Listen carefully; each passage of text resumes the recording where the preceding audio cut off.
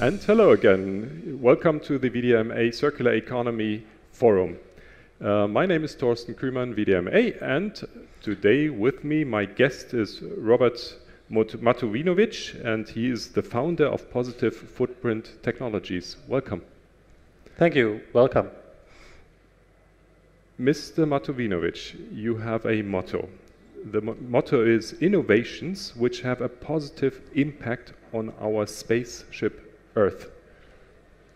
Now, coming from space down to Earth again, if you look at what's happening on K-Show, does this match, or are we completely out of order? Well, no, we are not completely out of order, but some perspective have to be corrected a little bit, I want to say. Spaceship Earth means we have, as we know, only one planet, and actually this one planet has to be preserved.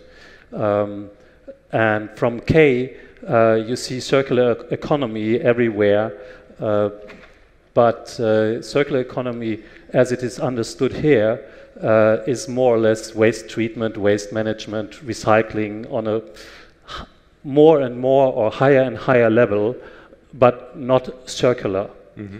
And my motto is to have a positive impact, because our current economic system is take, make, waste. So it's a linear economy system, and it's called also cradle to grave. We produce waste. And a circular economy is more cradle to cradle. I take something, I make something, I use it, and I get it really back into a cradle. So that means circular economy doesn't know waste. So the concept of waste is something we have to abolish, and it's not seen on K here, because everybody who's doing recycling does recycling with waste. Okay, could you get into a good example for cradle to cradle? I think you have some examples. Could you explain them? Yeah, for sure. So for example, we have this here. This is a bottle made from cradle to cradle material, meaning that this material is healthy in the whole life cycle, from production to usage to reusage. So it's really made for the environment, because this is a bottle which you take outside. So everything we take into the biosphere and may end up in biosphere has to be healthy for biosphere. Otherwise, we have what you know, plastic waste in the oceans. So one thing which is really new about this plastic, this material, is that this is completely digestible. So that means if you put this out, it will be gone in about 6 to 10 years. Originally, this material was made for fabrics, for clothing, and if you have a clothing like that from this material, it will be gone in about 6 months. So is this bioplastics? No, this is not bioplastics, but it's biodegradable. Okay. So this is still made from oil, but the idea of doing it from oil is that we are right now not sure what is the ecological impact of bio-based materials. If we calculate, if we would do all plastics out of bio-based materials, we may have competition situation between food and yes. plastics. Yes. So probably in future it may be produced by carbon dioxide out of the atmosphere and hydrogen made by electrolysis. But this is still a future thing. For me, it's a little hard to understand. This is made out of crude oil, yeah, and still it's digestible. Yeah, so this is about cradle to cradle. Cradle to cradle is about innovation. It's not about doing something which we already know, but going a path where we know where we want to end. And we want to end that we have a material which we, without danger, can use in the biosphere. And we don't have any of these materials. You can look at PE, everything what we have, if you put it out in the biosphere, it's waste. This is nutrition. Now, is it somebody? Yeah, sorry. Yes. Here's a question. Sir, I think you might want to explain that if something is biosourced, it's not biodegradable. That's what this gentleman doesn't understand. So if you make something from, I think we will need a mic. something that you made out of petroleum. Yeah. Something that is biosourced is not necessarily biodegradable. Yeah. Okay, so you're just changing the chemistry, whether it's petroleum, you might make it from corn, and it will be, as if it were, petroleum based. It doesn't mean it's going to rot away just because it's made from corn. So bio-based does not mean biodegradable. Yeah, exactly. That's an important point when we talk about bio-based or biomaterials in general, because you say, this is a bioplastic. Then I can ask, okay, is it bio-based? Then it's not necessarily biodegradable. Or is it biodegradable? Then it's not necessarily bio-based. So, and the question is, what is the best? And I tend at the moment to say it's better to have a biodegradable material than a bio-based material, which is really, really important to have.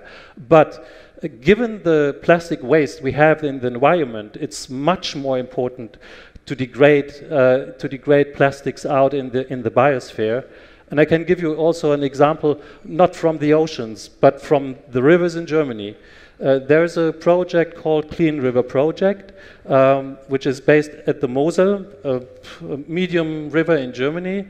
And they do, meanwhile, team events, for example, when they collecting debris in the river. And they collect 500 to 1,000 kg of debris in 6 kilometers of river. And lots of it is plastic. And it won't go away. So therefore we need plastic which goes away. And this is something which goes away. And besides that, this is not only biodegradable, it's also smellless, odorless. This is really, really useful. I just had a smell to this really nice coffee pot out there, but it's different. Robert, you've brought another example. Could you explain this one here, please? Yeah, this one is very different, but really exciting too. So this is not biodegradable, and it's not bio-based, but still it's a cradle-to-cradle material. I will explain on what all that means later on. So this plastic is made from municipal residual waste. The very interesting thing is you can take nearly whatever waste you got, and they have, UBQ is the company, and they have invented a process where you can get a well-defined plastic, which is this one, and it's well, this one I say, it's actually it's a material which is so new that there is no common description for that. Okay, and this material, who produces this material? UBQ produces this material out of municipal waste. Okay. And the really interesting also about that is that it's capturing carbon, because it uses residual waste, which usually either is incinerated or is put into landfill. And both are situations where they develop methane or carbon dioxide. So all that is inside. And for that, this is the first carbon positive plastic, actually.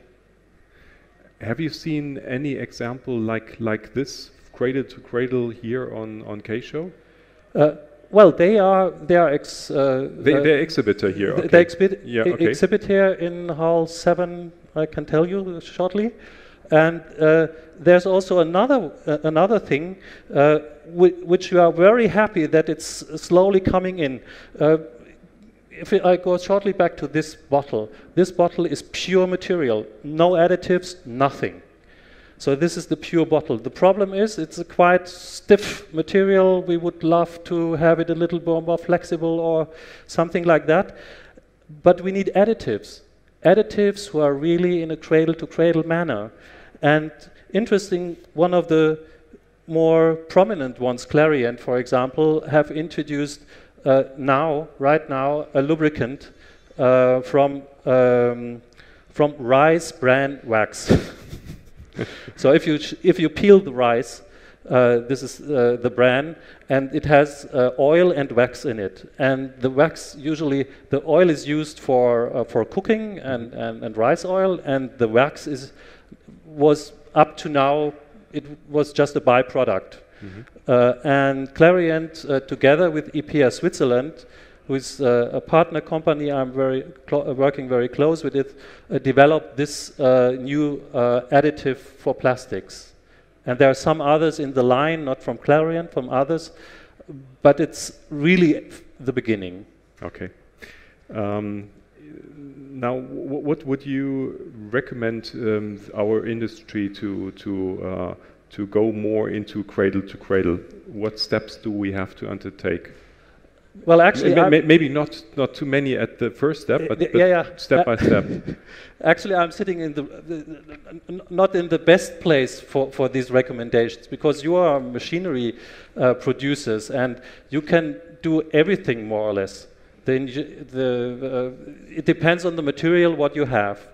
So the main issue to have a circular economy is to close the loop by having the right materials. It's not enough to make a product better recyclable. In the end, you have materials you cannot really recycle very well. So coming shortly back to that, you can shredder it, and without any additives, you get the same bottle back. So, and I'm not aware of any other plastic without where you can do that without any additives. So this is the way material development has to go, so that we can have a really closed loop. Okay. Well, thank you very much for giving us insight into cradle to cradle and a little feedback from the K-Show. Robert, thank you for being here, and thank you very much for having been our guest. Ciao.